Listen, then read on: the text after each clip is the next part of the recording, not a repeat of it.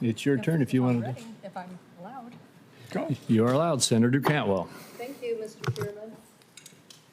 I wanted to ask our ambassador to the Geneva. Thank you. Mr. Barloon, thank you. Congratulations on your nomination. Do you believe in rules-based trade, Mr. Barloon? Thank you for that question, Senator. Yes, I believe that it's important to have rules of the road for trading partners and to ensure that those rules are followed.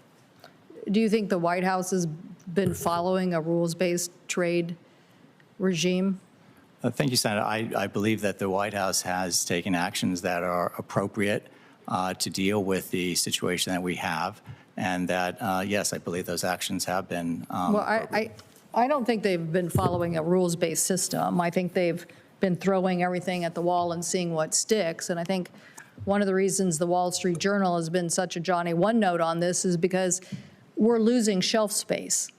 And so acting imperialistic and saying, I'm going to throw a bunch of things out there just because I want to on tariffs, and then basically having the courts reverse them, and then now being challenged, is not rules-based trade. Rules-based trade would be knowing what the law actually says and using it appropriately and then actually having an effect. Now, me personally, coming from a very trade-based economy, and when I just ran out, I just came and ran into more constituents who were like, you're making the financing of everything more expensive, especially medical equipment. And I was like, well, we just had a hearing on this, and that's exactly what we heard, that we're making everything more expensive. So me personally think we should be building alliances. But I'm trying to understand, because this is not a rules-based approach. This is not what the administration is pursuing. It's pursuing chaos. And it's pursuing almost an imperialistic, I am all powerful, I can do whatever I want, I can be unbounded. Well, two courts just said you cannot be unbounded and you are not following IEPA. Okay, so now the administration is saying, okay, well, I'm just going to find other things and be generally as broad too. And the problem with that is you're going to continue to hurt a lot of small businesses on this path. And so I'm just trying to understand, do you think the president and do you or the president support the WTO? Or do you think that we should get out? Thank you for that question, Senator. I believe that there are significant problems with the WTO. I think that it has gone astray. I think that we've seen that, for example, with the large civil aircraft cases, where for years there were subsidies that harmed our companies that weren't effectively dealt with. At the same time, I do believe... So does that mean in that case, do you think a faster process? I don't mean to interrupt, but I want to know your thought. How would you have fixed that example you just gave? Well, I think that's, thank you for that question. I think that's a very good question because, frankly, you had decades of litigation there. And at the end, although while I was general counsel, we received the largest award in the history of the WTO, in many ways it was too little, too late. I think that you need to look at all the tools in the toolbox. That can include dispute settlement at the WTO, but it's not necessary. There may be other options that you need to look at as well. Certainly, if I'm confirmed to be the ambassador to the World Trade Organization, I will work with all of the members there to try to ensure that they do follow the rules and to advance the interests of the United States. So you believe in a rules-based situation, even though the president isn't really following those rules, and you think that we could promote some changes to WTO for faster results in resolving conflicts? Thank you. I do believe that there are potential reforms at the WTO. I'd be happy to talk with you and your office about what that might look like.